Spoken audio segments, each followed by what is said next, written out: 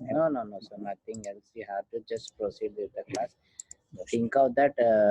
Like this is like 100 block. Yes, sir. Think this is like a student. Level change. Yes, sir. Yes. Just for a second.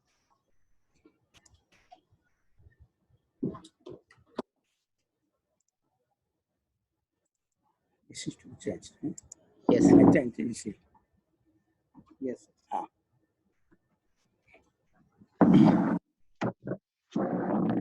Okay. Now I can start. Yes. Good morning to all of you.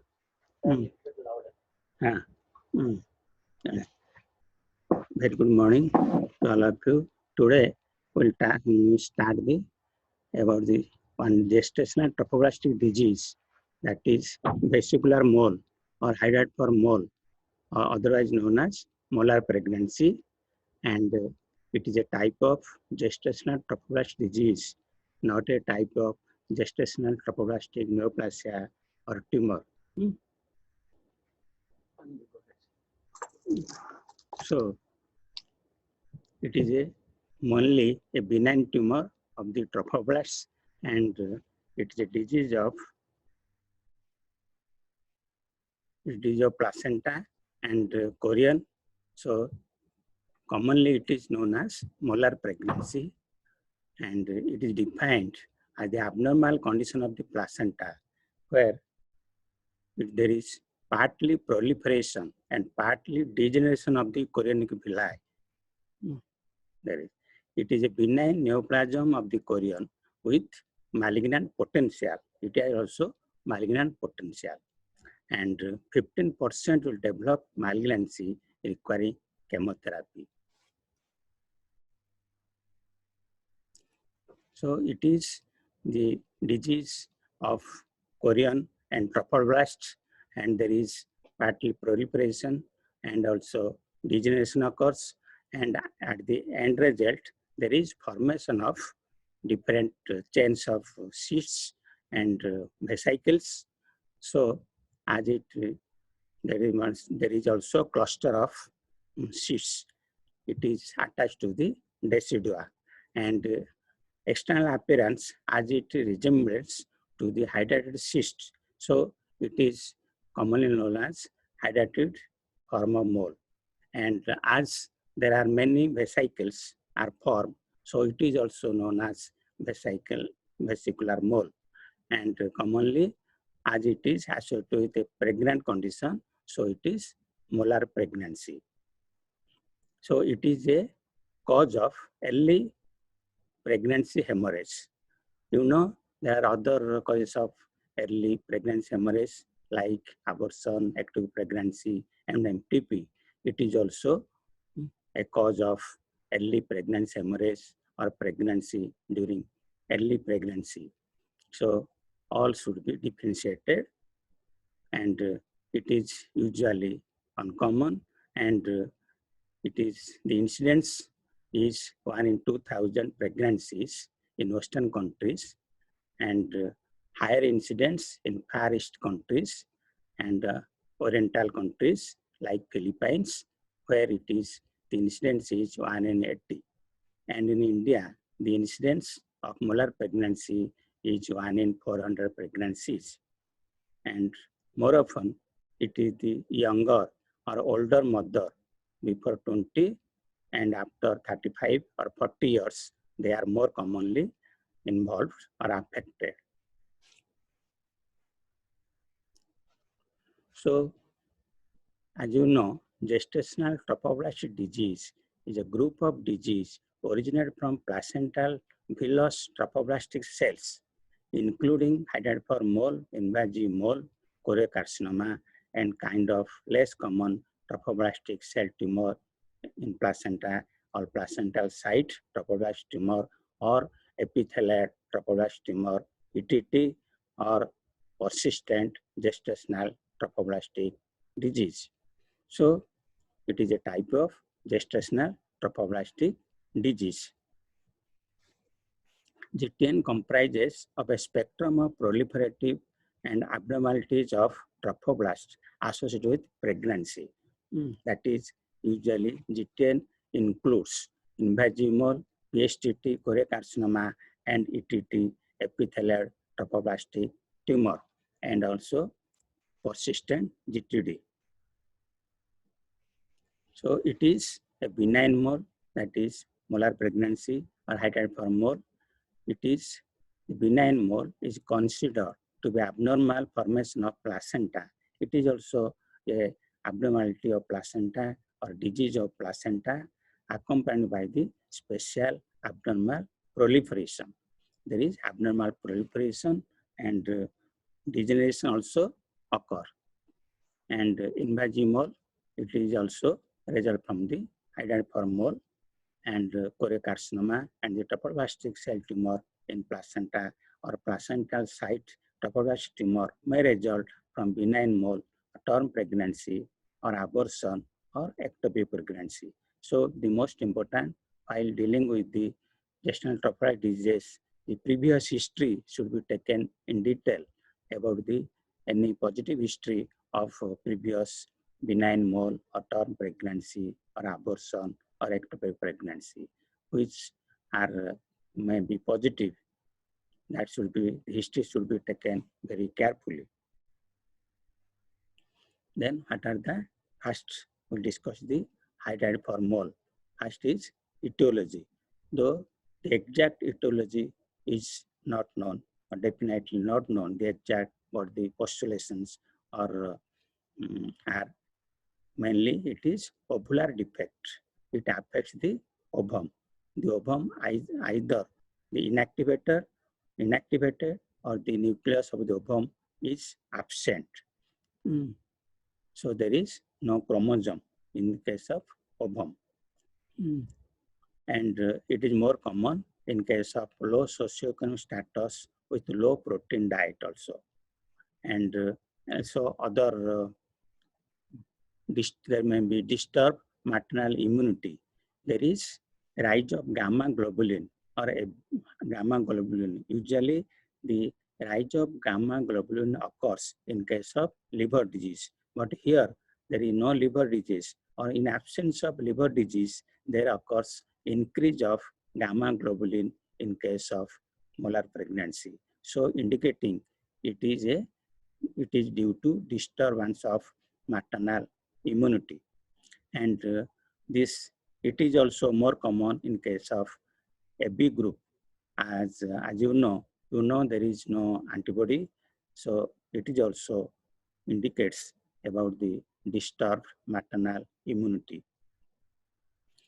So it is common in AB group and also AB group of the mother and also A group also. Then the cytologic abnormality. There is in 85% cases, the chromosome pattern is 46XX and 15% 46XY. So here there is no chromosome in the ovum. Ovum nucleus is 0 and the absent chromosome or inactivated ovum is fertilized with haploid sperm with 23X chromosome. So as a result, 0 of ovum chromosome and 23X of paternal chromosome resulting in 23X. Then it duplicates after meiosis resulting in 46XX. So completely the chromosome are paternal. The maternal chromosome is 0. So it is known as the androgenesis. Means there is fertilization of the inactivated ovum with haploid sperm. After that, under influence of the sperm,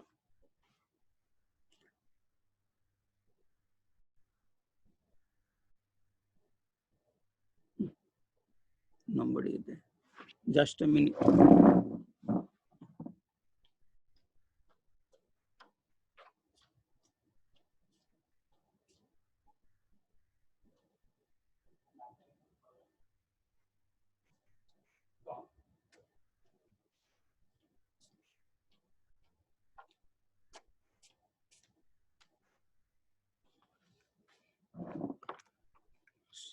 Oh, so it is out of just sorry, and I will discuss. We have discussed about the how it is formed the chromosomes. So completely hydroformol, complete or incomplete. There are two types of molar pregnancy. So it complete. It is complete hydroformol. It is all the chromosomes are paternal. But in so that is paternal to maternal chromosome is 1:0 or 2:0. But in partial mole or incomplete mole, there is maternal chromosome, haploid chromosome, ovum with 23X and with the two, another is 2:1. That is triploidy. So 69 chromosomes total, 69 chromosomes is not visible slide. Slide. Recording हो गई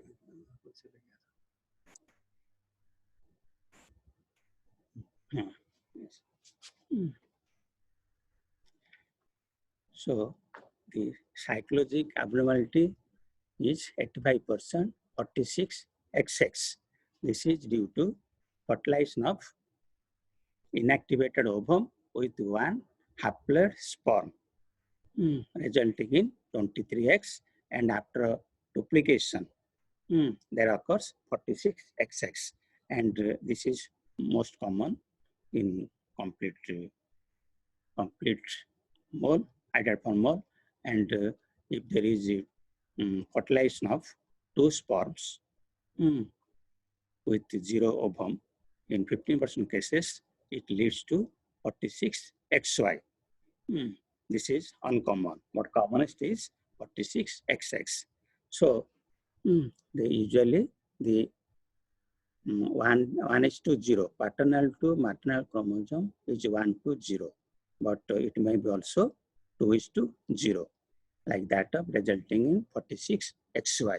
One sperm with 23X and another sperm with 23Y and ovum with 0. So result after fertilization, it results in 46XY. So it may be 2:0, paternal to maternal chromosome may be 2:0, but normally it 1:0, resulting in 46XX. Then higher the ratio paternal to maternal chromosome, there is risk of more changes of molar changes. Molar changes are more common when the ratio of paternal to maternal chromosome are higher. Then history of prior molar pregnancy, then it also there is chance of molar pregnancy in this pregnancy in case of 1 to 4% cases. Then there is, if there is low vitamin A or beta carotene or folic acid or protein intake, that also causes the molar changes or molar pregnancy. So this is the pathogenesis, how the pathogenesis of complete hydroform mole is formed. You see ovum with no chromosome and sperm with 23X. So 23X then duplicates the 46XX. This is the commonest. This is the commonest. In 85 to 90% cases, the chromosome of complete hydroform mole is 46XX. Then when the two sperms fertilize with the one inactivated maternal chromosome is inactivated, or ovum with no maternal chromosome, and two sperms, one with 23Y and another with 23X, result in 46XY. So here 2:0, paternal to maternal ratio is 2:0. That is 46XY. So it's heterozygous, about 10 to 15% cases it occurs, but 46XX is the commonest chromosome pattern in case of complete hydroform mole. Then what are the pathological changes? So there are hyperplasia of the cells of the chorion and trophoblast. So there is secretions from the hyperplastic cells and which accumulates in stroma villi. There is also hydrophic degeneration of the stroma villi, and there is hyperplastic and proliferation of the trophoblasts. Both syncytio and cytoplasms are hypertrophic and hyperplastic. So there occurs secretion from the cells and accumulates in the stroma of the villi, where there is villi also edematous and hydrophic degeneration occurs in stroma of villi, and which are of divided blood vessels. Absence of blood vessels, that is also important feature.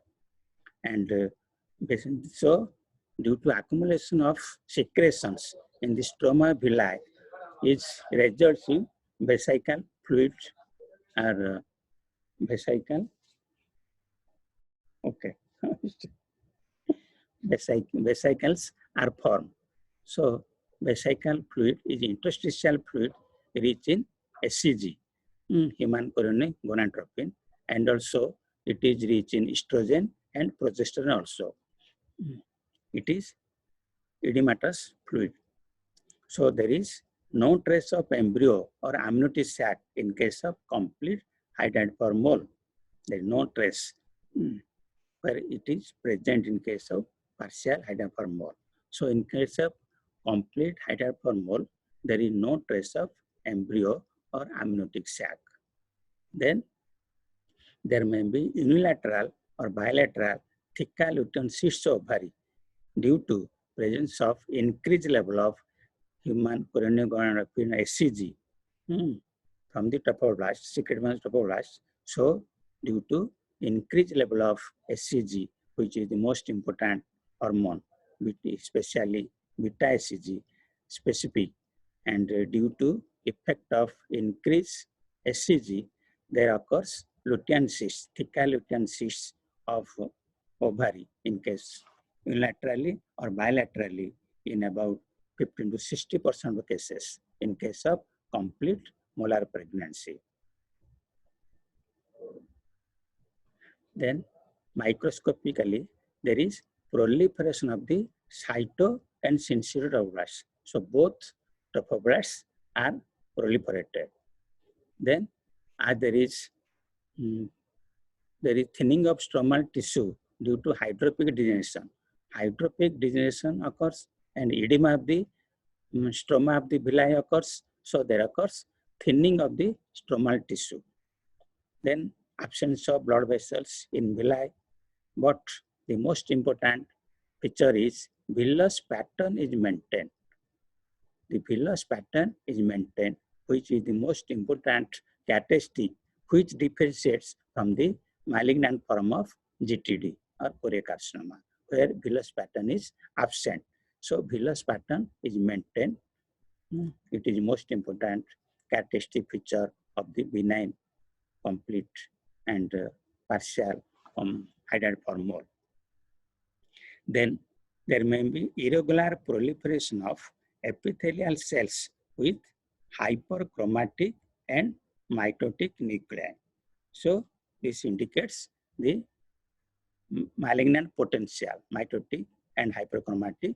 So that is why benign or complete molar pregnancy, though it is benign, it has also malignant potential. So the complete, what are the symptoms? First is, as it is a pregnant condition and it simulates the early pregnancy. So it is a cause of hemorrhage in case of early pregnancy. So there is history of amenorrhea present. Usually within 12 weeks of amenorrhea is present or 8 weeks. So usually up to 12 weeks of amenorrhea is present as like that of pregnancy. And the most common symptom is vaginal bleeding. Vaginal bleeding, that is in about 85 to 90% of cases there occurs. Patient will complain of vaginal bleeding, that is brownish, prune juice, or expulsion of mole. There may be mole. And typically, the discharge is white currant in red currant juice due to the blood mixed with gelatinous fluid from the ruptured cysts.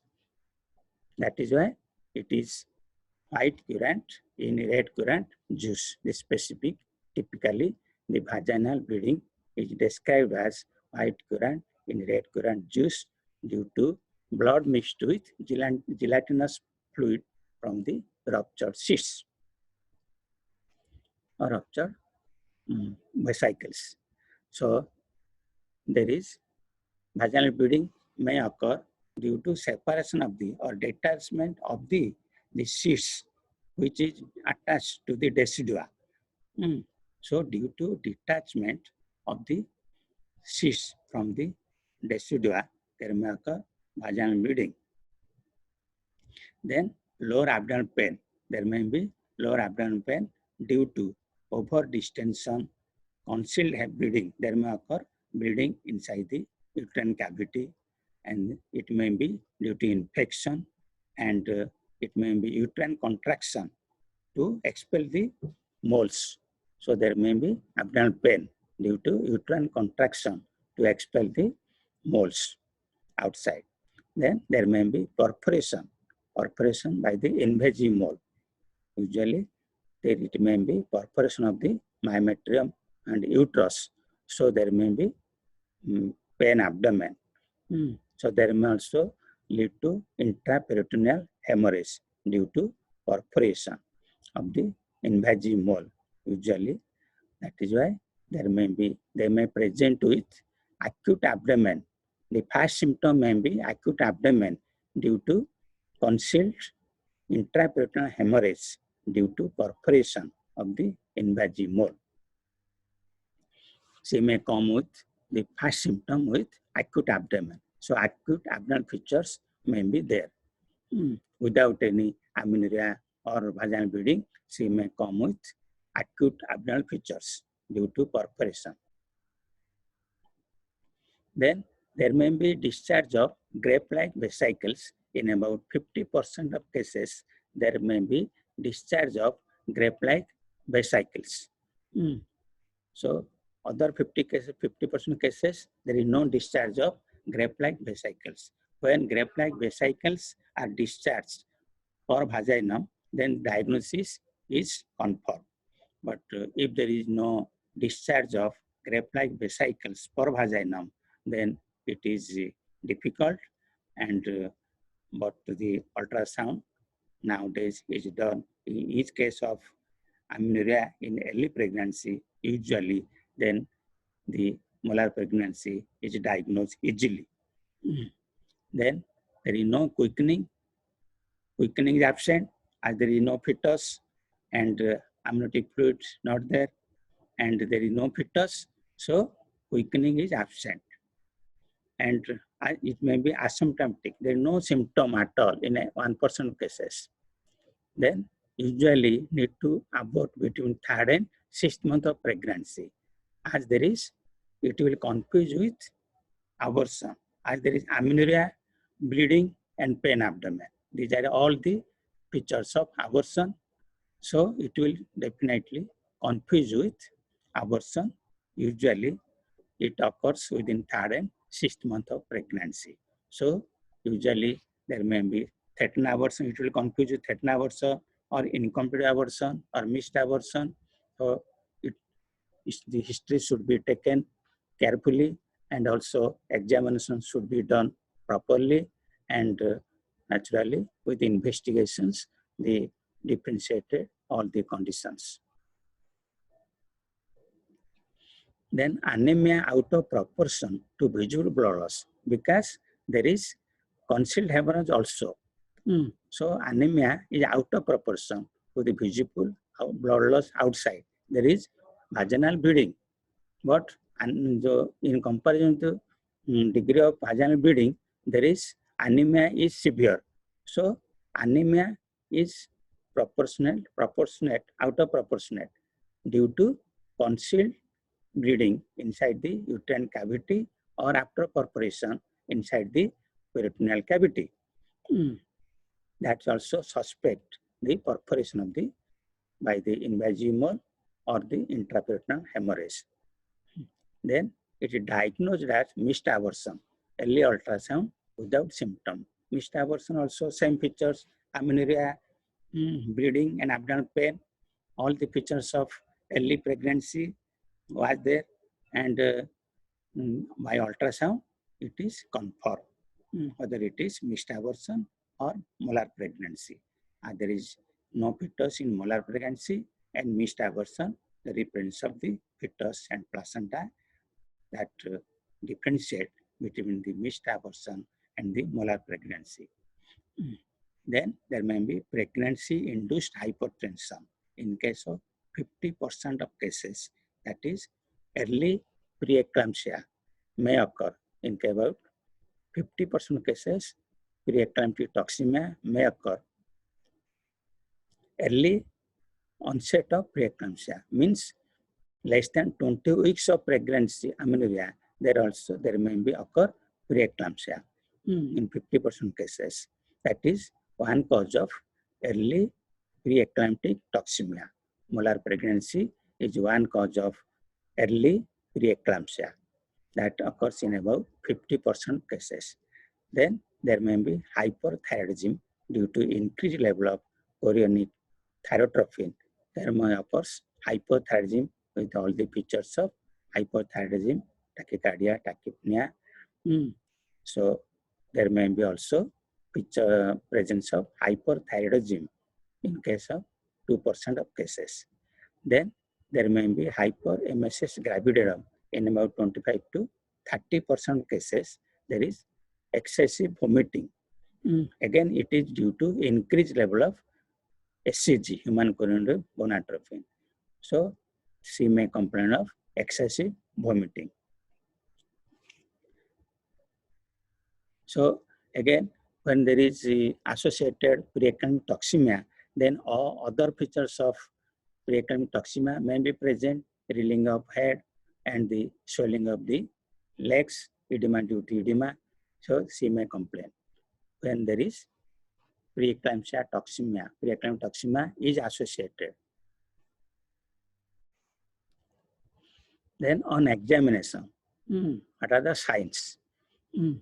So size of the uterus is more than the period of amenorrhea.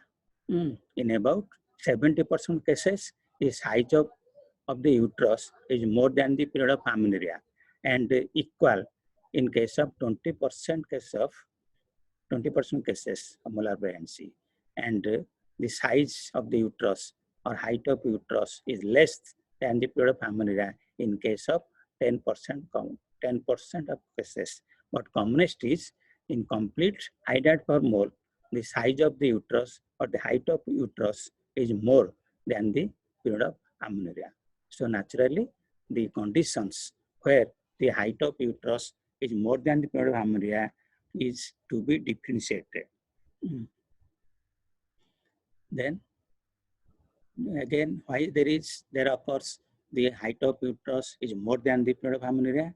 Because there is growth, exuberant growth of the vesicles. There is excessive growth of the vesicles filling the uterus. That is why there occurs height of uterus is more than the period of amenorrhea. That is common feature. Then the consistency of the uterus, dough filling, the firm elastic filling of the uterus due to absence of amniotic fluid. There is no amniotic fluid, amniotic sac, so the filling of the uterus is firm elastic or dough filling. Then absence of fetal parts and fetal heart sound is not heard. And there is no fetus, so there is fetal parts are not palpable and fetal heart sound is not audible. Then on vaginal examination, the internal ballotment is also absent due to absence of the fetus and amniotic fluid, and so internal ballotment is absent and in about 15-20% of patients will have thecal uterine cysts. Even in 50% of cases, the thecal uterine cysts are present, and maybe more than 10 centimeter or even 6 centimeter, 10 centimeter more than that. And though there is thecal uterine cysts are there, enlarged thecal uterine cysts are present in case of 50% of cases of complete molar pregnancy. Still then, on vaginal examination, they may not be palpable as there is increased uterus size. So it is sometimes or commonly it is not felt. The enlarged thecal uterine cysts are not felt usually because of enlarged uterus. Then if the cervix is dilated and os is dilated, then there may be filling of grape-like vesicles, and also blood clots may be felt. And if there is a passage of the grape-like vesicles, that can be also seen inside the vagina, or can be felt through the dilated os.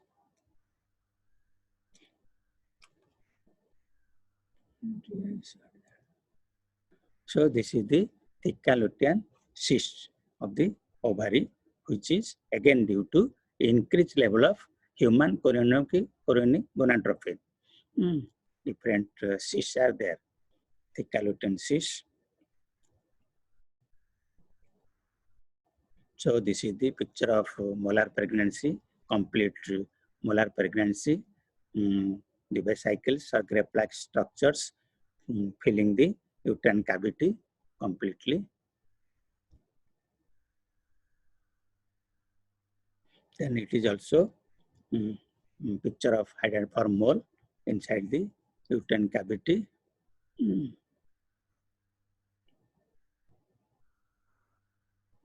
Then what are the, after clinical examination, what are investigations to be done for proper management?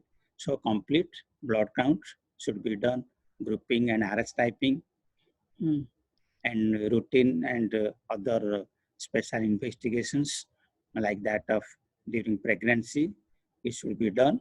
And the most important is ultrasonography. It is the most diagnostic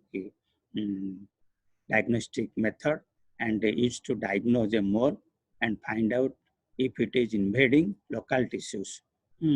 So the typical ultrasound picture is snowstorm appearance due to presence of the cysts, vesicles or cysts. Then there are sonolucent areas in case of ultrasound, giving the picture of snowstorm appearance. It is typical of the complete hydatidiform mole by ultrasound. So as there is a common use of ultrasound in early pregnancy nowadays, so molar pregnancy can be diagnosed easily or earlier in pregnancy. Previously, in molar pregnancy was very late for diagnosis because the ultrasound was not used in early pregnancy. But nowadays, ultrasound is used in early pregnancy more commonly, so diagnosis of mole can be made. So next is, another is serum beta HCG. Serum beta HCG more than 1 lakh milli-international unit per ml, also diagnostic for molar pregnancy. And liver function tests and renal function tests should be done, and thyroid function tests also should be done, and serum human placental lactogen HPL, and X-ray of abdomen and chest is a routine method. Even if it is benign condition, the X-ray of the chest should be done routinely. Maternal serum alpha-fetoin is decreased, and CT and MRI are not routine. Whenever it is required or indicated, only CT and MRI are done. Like that of chest X-ray is routine, but CT MRI is not routine. Whenever it is required, only it is done. So this is the snowstorm appearance of the complete molar pregnancy. There are many sonolucent areas inside the uterine cavity, and there is also there is no fetal shadow. So fetus is pregnancy, normal pregnancy is excluded. So this is the characteristic picture of the complete molar pregnancy, snowstorm appearance.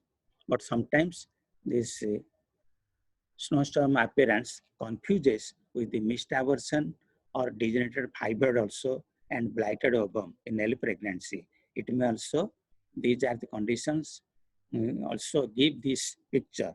So it may confuse with the missed abortion and degenerated fibroid or blighted ovum. But other findings will differentiate the molar pregnancy.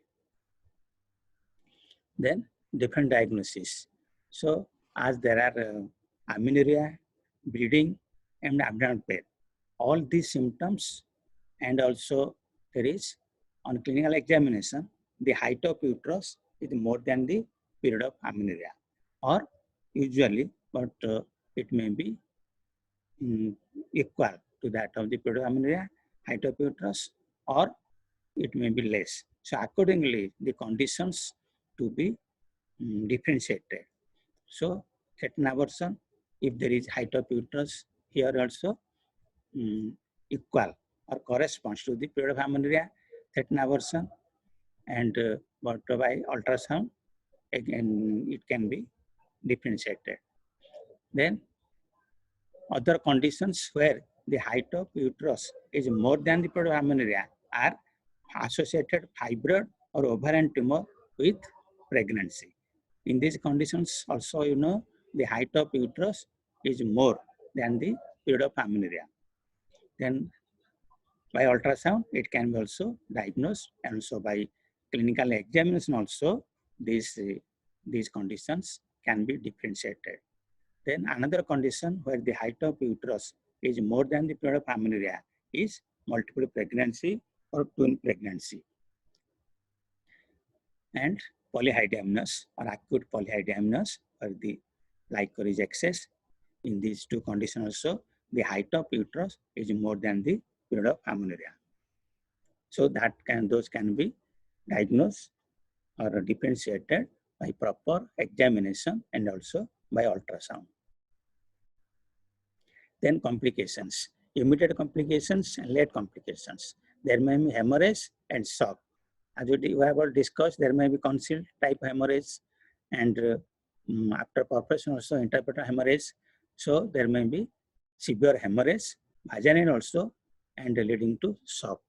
Then there may be sepsis, as there is no amniotic sac or amniotic membrane, so there is more chance of ascending infection from the vagina into the uterine cavity, leading to sepsis.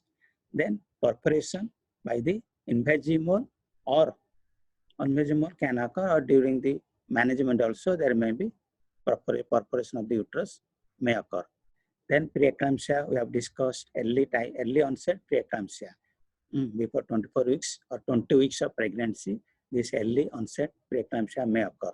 And sometimes there may be eclampsia, convulsion may occur associated with preeclampsia.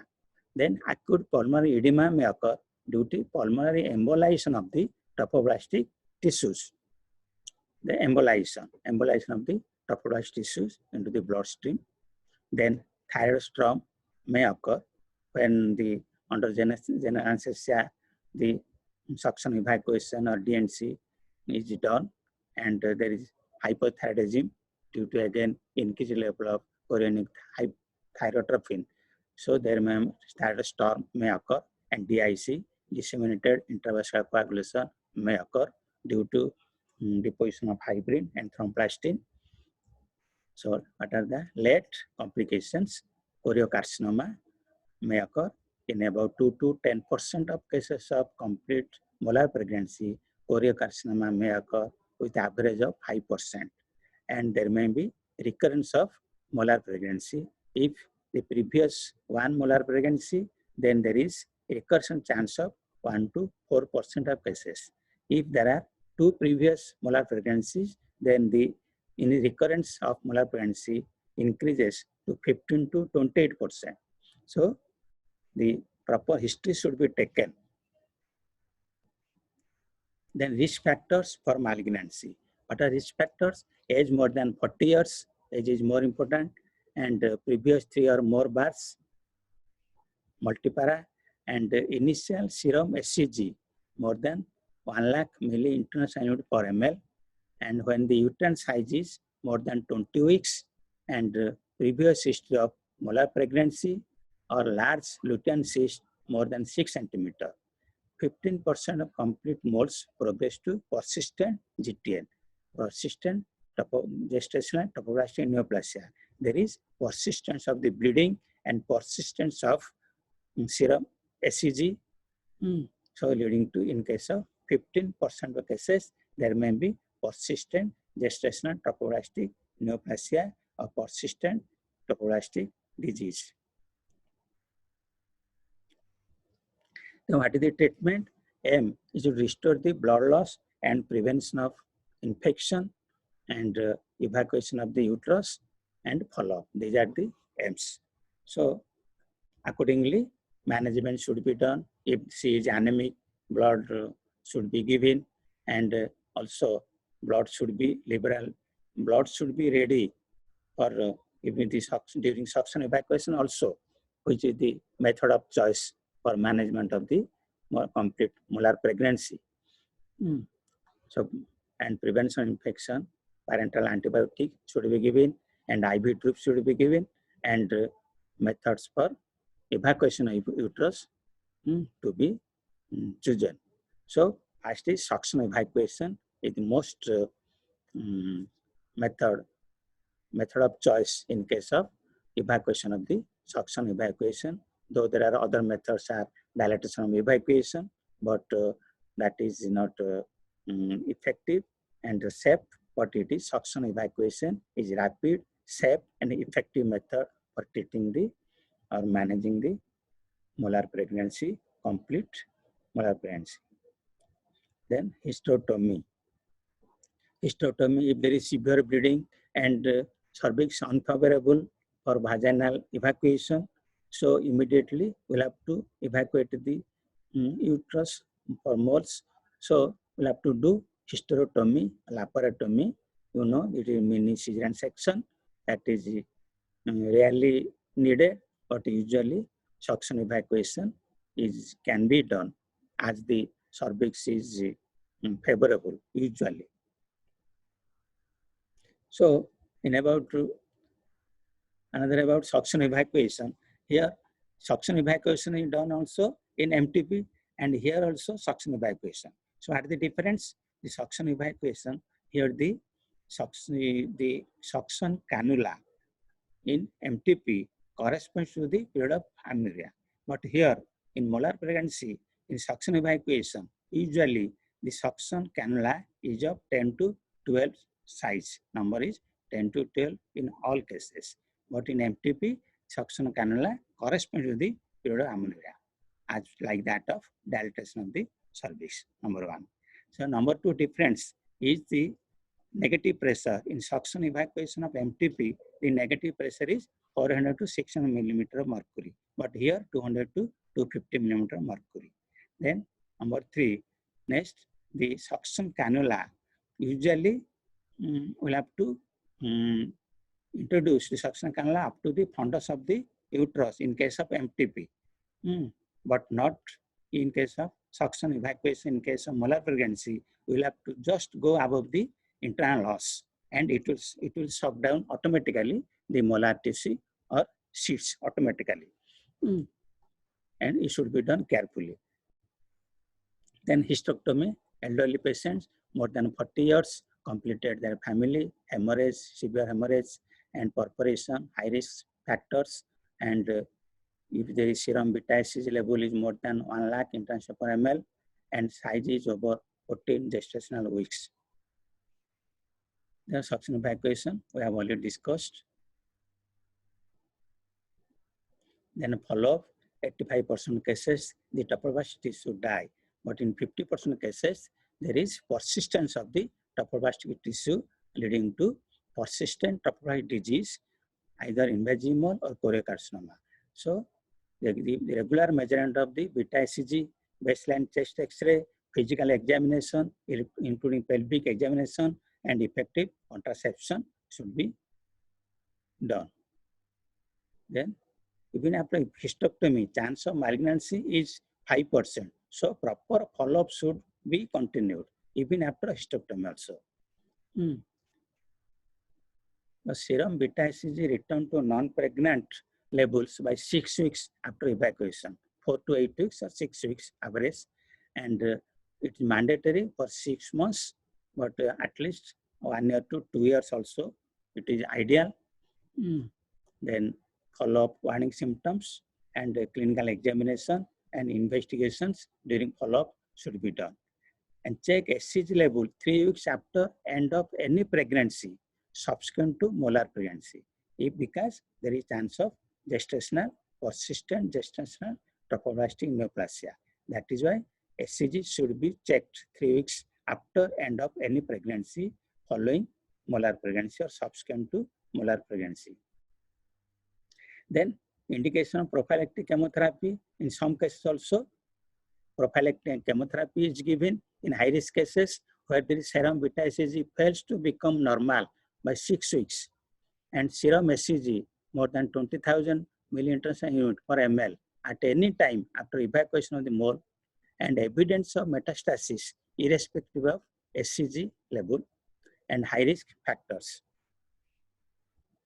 Then dose is methotrexate usually given 1 milligram per kg or actinomycin D 12 microgram per kg daily for 5 days, and 3 cycles is given at interval of 7 to 10 days or 2 weeks, and assessing or monitoring all the blood levels, hemoglobin, leukocyte count, platelet count should be normal before giving second dose. Or it can be also given this methotrexate can be with folinic acid. It can be also given. Methotrexate is given 1 milligram per kg weight IV or IM on days of 1, 3, 5, 7, alternating with folinic acid 0.1 milligram per kg IM on days of 2, 4, 6, 8. So it can be also given methotrexate and folinic acid combination for these 1 to 8 days, and interval and 3 courses should be given. Then partial hydride per mole. Again, we have discussed the chorionic epithelial cells are always triploid. So here, as a result of fertilization of normal ovum egg by 2 spermatozoa. So here, maternal ovum is 1 and 2 spermatozoa. So paternal to maternal ratio is the 2:1, whereas the complete mole is 1:0, 2:0. But so here 69 XXY is the, or 69 XYY can occur as a triploidy. So serum SCG level is less elevated, and triploid karyotyping should be done 69 XXY, and here the affection of villi is focal, unlike that of diffuse in case of complete mole. Here the fetus amniotic sac is present, usually triploid, and average GA detection is 24 to 26 weeks. So here you see ovum with 23X and 2 spermatozoa, 23Y, 23X. So 69 XXY. This is the triploidy in partial mole. So here focal hydride per mole, hydride per swelling focal. And how it differentiates focal, varying size of chorionic villi, marked villous scalloping, focal tropoblastic hyperplasia, and identifiable embryonic or fetal tissues. Rarely progress to choriocarcinoma is very less than 1 to 4%. Low level of SCG and doesn't require chemotherapy usually, because as the low chance of choriocarcinoma. So vesicular generation of the chorionic villi affects only part of the placenta in partial mole, and fetal parts and normal placenta villi are present along with abnormal tropoplastic tissue. Low risk of subsequent development of malignancy. Complete mole, no normal placenta, no fetus, bulky mass which can fill the uterine cavity, no fetal parts or normal placenta villi, low risk of subsequent development of malignancy. We have already discussed about what are the difference. So these are the difference between complete and partial mole. Karyotyping 46XX, 69XXY, embryo absent, present, villus edema, all villi, some villi are affected, proliferation diffuse and partial, atypia often are absent, thecal utensis common, are uncommon, serum HCG elevated, less elevated, HCG urine highly increased, here less increased. Gestational persistent tropoplastic disease, about 15% complete mole, in 5% in partial mole. So these are the differentiating point. Complete mole, partial mole. Follow-up I same at that of 6 months. Minimum 6 months. Prognosis according to the range of complications. Prognosis depends.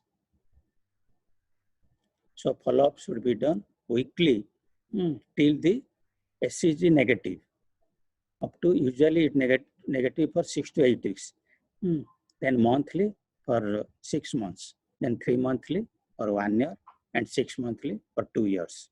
Follow-up should be for 2 years. Ideally, contraception should be oral injectable barrier or permanent. Usually oral combined OC pill should be given after the HCG becomes normal. Otherwise, there is follow-up will be difficult. And pregnancy should be avoided up to 2 years, at least 1 year, because it will confuse with the follow-up. Because due to presence of pregnancy, there is increased level of HCG, and also in case of persistent tropoplastic disease, there is also increased level of HCG. So the follow-up is confused. So barrier method can be done, or injectable DMPA, dipomethylhydroxypropanol acetate, 150 milligram 3 monthly can be given, or permanent method of contraception, sterilization can be done if family is completed. Okay, thank you. Any question? Any doubt?